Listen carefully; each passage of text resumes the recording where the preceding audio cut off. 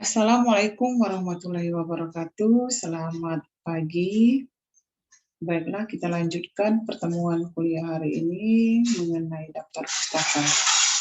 Tetapi jika kita membahas tentang daftar pustaka, tidak mengulik kembali mengenai kutipan, rasanya tidak lengkap ya, karena kutipan dan daftar pustaka itu adalah dua hal yang senyawa. Dia berhubungan, dua hal yang hubungannya sangat erat sekali.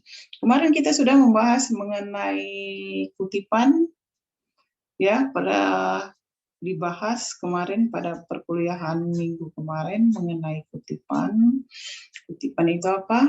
Kutipan adalah pengambilan satu kalimat atau beberapa kata dari karya orang lain atau tulisan orang lain ke dalam tulisan kita sendiri.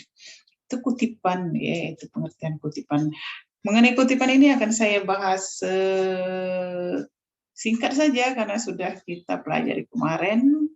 Ini silakan dibuka modulnya, silakan dibuka modul bahasa Indonesia yang sudah dibagikan.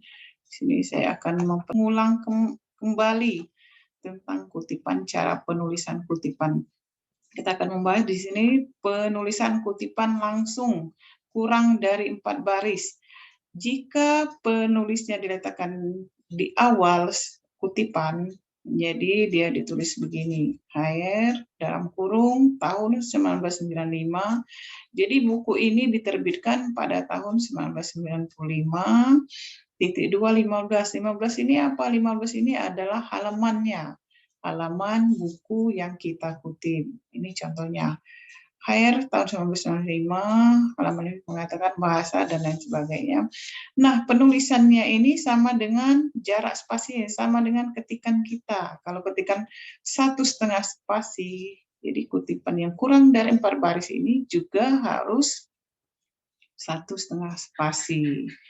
Yang berikutnya adalah kutipan langsung lebih dari 4 baris. Nah, kalau dia lebih dari 4 baris, cara penulisan karangannya sama saja itu. Boleh kalau dia di depan itu namanya di luar kurung.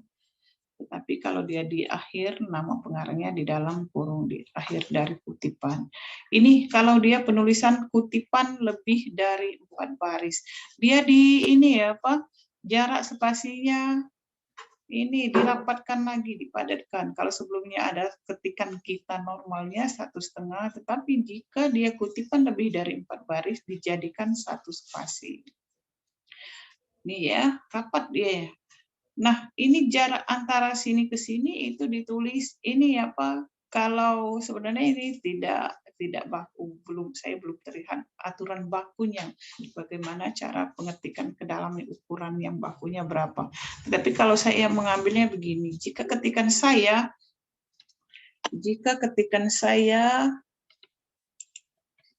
2 spasi, jadi saya mengetuknya ini masuk ke dalam sini adalah 7 ketukan. Tetapi jika 1,5, maka saya akan memasukkannya 5 ketuk ini. Kalau di sini 3 ketuk atau 5 ketuk yang sebelah kanan ini. Oke, ini kutipan langsung. Tetapi jika kutipan tidak langsung, kita tidak perlu ada aturan begini, ya. Tetapi tetap saja Anda kita mengambil karya orang lain dengan kutipan tidak langsung itu, umpamanya kita membaca buku, kita ingin mengambil intisari dari buku tersebut atau beberapa halaman, kita tetap menuliskan seperti ini, nama pengarang, halaman yang kita ambil itu, meskipun kita ringkaskan dengan bahasa kita sendiri. Jadi idenya itu tetap dari orang lain, karena kita mengambil ide dari orang lain, karya orang lain, kita tetap saja harus menuliskan identitas nama pengarang tersebut. Oke, kita lewatkan dulu itu karena materi kita adalah daftar pustaka. Daftar pustaka itu apa? Daftar pustaka adalah identitas penulis yang kita kutip. Tulisannya kita kutip. Ini daftar pustaka. Daftar pustaka ini wajib ya wajib kita tuliskan kalau kita mengambil karya orang lain. Jadi daftar pustakanya wajib kita tuliskan di dalam tulisan kita. Kalau kita tidak menuliskannya, berarti plagiat, kita mengambil karya orang lain tanpa izin. Bentuk izin dari pengarang atau penulis ya begini, kita harus menuliskan identitas atau identitas si penulis di dalam tulisan kita. Itu bentuk izinnya, itu ya, izin ke mereka. Jadi ini wajib kita lakukan kalau kita mengambil karya orang lain, wajib dituliskan identitas si pengarang. Nah, identitasnya di kutipan tadi dan pada daftar pustaka. Daftar pustaka ini ada identitas dari pengarang yang bukunya kita ambil, yang bukunya kita kutip. Ini daftar pustaka. Daftar pustaka itu penulisnya yang pertama nama pengarang yang dibalik. Mengapa nama pengarangnya dibalik? Karena ilmu ini kita mengadopsi ilmu orang Barat ya, ilmu orang Eropa. Karena nama orang Eropa itu nama di belakang itu adalah nama keluarga. Berbeda dengan nama kita. Kalau nama orang Indonesia tidak nama belakang itu belum tentu nama keluarga atau tidak. Hanya ada beberapa suku tertentu yang begitu. Ini nama pengarang yang dibalik, itu tadi alasan mengapa nama yang dibalik. Jadi balik itu yang berikutnya adalah tahun. Tahun itu tahun buku itu diterbitkan seperti kutipan yang sebelumnya itu yang dalam kutipan itu ada tahun. Jadi tahun tersebut kita tuliskan di sini tahun nama pengarang dibalik titik tahun. Tahun ini boleh ditanda kurung atau tidak ditanda kurung gitu ya. Yang berikutnya judul buku. Judul buku ini dimiringkan di dalam daftar pustaka, ditulis miring. Gitu. Yang berikutnya adalah kota tempat terbit. Kota tempat terbit di mana buku tersebut diterbitkan. Titik 2 penulisannya adalah titik 2. Yang berikutnya adalah penerbit. Penerbit buku tersebut. Ini contohnya, umpamanya pengarang, satu orang pengarang. Nama pengarang tersebut adalah Miftahul Jannah. Jadi dibalik Jannah, Miftahul, tahun berapa buku tersebut diterbitkan. Umpamanya buku itu kalau dalam contoh ini tahun 2000. Judul buku tersebut belajar efektif pada perguruan tinggi.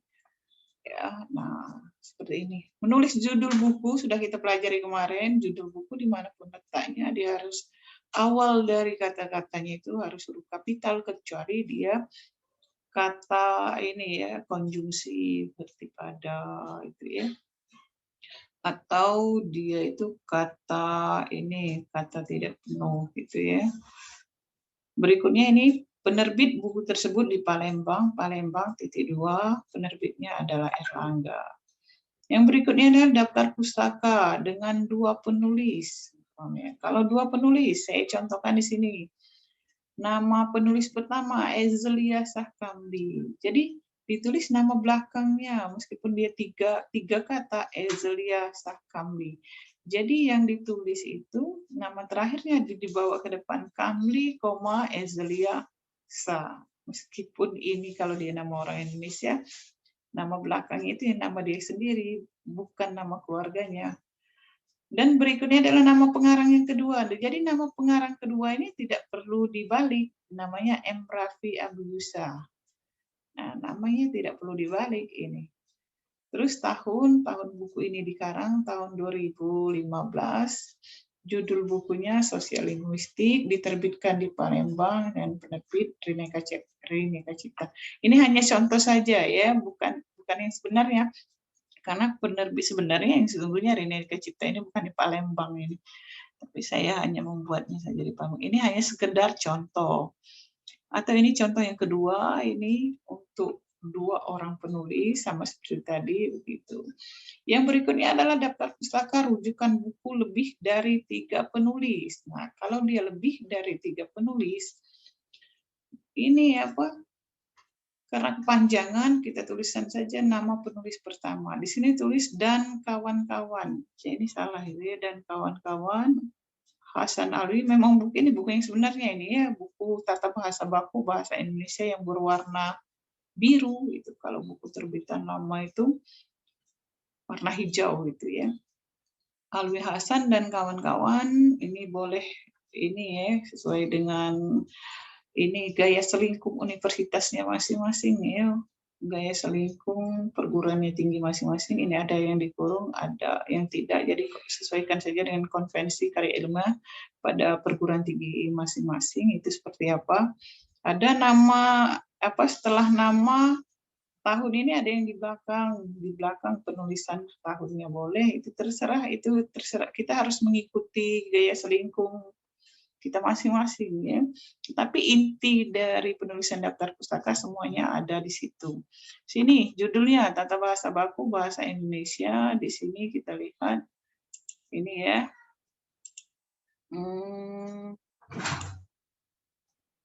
Dimiringkan tulisannya sama saja 3 edisi ketiga. Jadi tulis juga ya edisi ketiga bahwa buku ini sudah 3 kali diterbitkan, 3 kali ini melakukan pembaharuan. Diterbitkan di Jakarta, titik ini tadi ya, diterbitkan di Jakarta, titik 2, Balai Pustaka. Jadi penerbit buku ini adalah Balai Pustaka dan diterbitkan di Jakarta. Berikutnya adalah penulisan daftar pustaka rujukan internet. Nah, kita ini sekarang ini sedang semuanya rata-rata sekarang kita sudah agak kalau ke perpustakaan itu butuh waktu, butuh ini keluar rumah, apalagi di zaman era apa kita terkena pandemi ini rasanya kita agak sulit ke kampus. Kita juga ini melakukan kuliah secara daring. Jadi mau ke perpustakaan rasanya kita ini apa hal yang tidak mungkin kita lakukan. Jadi kita banyak mengambil ini membaca untuk tulisan kita itu dari internet. Nah ini, ya meskipun dia mengambil dari internet, kita tidak boleh hanya apa memindahkan tulisan orang, copy terus kita pindahkan ke dalam tulisan kita, tidak boleh tanpa kita menulis identitas si penulis. Kita tetap harus pergi berangkat ke blog orang tersebut, kita cari nama penulisnya siapa di situ ya. Memang harus mengambil tulisan orang lain itu memang harus begitu ya. Bentuk izin dari kita kepada penulis ya begitu, kita harus menuliskan siapa penulis yang tulisannya kita ambil. Jadi tidak boleh kita mengambil tulisan orang tanpa izin, itu namanya mencuri gitu ya. Kalau dalam bahasa ininya bahasa akademiknya disebut plagiat gitu ya. Kita mengambil karya orang tanpa izin memasukkannya tulisan kita. Jadi kita perlu izin meskipun hanya berupa tulisan yang sangat penting gitu ya, wajib gitu. Sebenarnya daftar pustaka ini terlihat ringan, tapi jika kita tidak menuliskan nama pengarangnya di dalam tulisan yang tulisan orang tersebut ambil itu suatu kesalahan gitu ya, kesalahan mengambil karya orang tanpa izin, sama halnya dengan begitu. Ini coba kita lihat nama pengarangnya Pak ya, Pratama Nugraha Pratama. Ini terus tahunnya 2017, nama bukunya, judul tulisannya ini bukan judul buku ya, tulisannya yang ada di internet itu Pelayanan Prima pada Pelabuhan Merak Bakauheni, Bandar Lampung.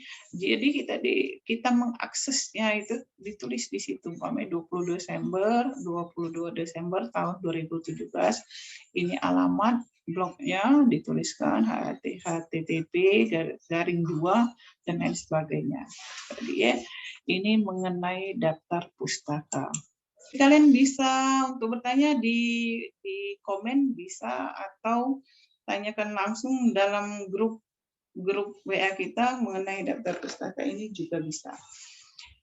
Saya cukupkan materi hari ini dan tetap menerapkan 3M ya agar kita sehat, agar Indonesia terbebas dari COVID-19 dan kita bisa bertatap muka.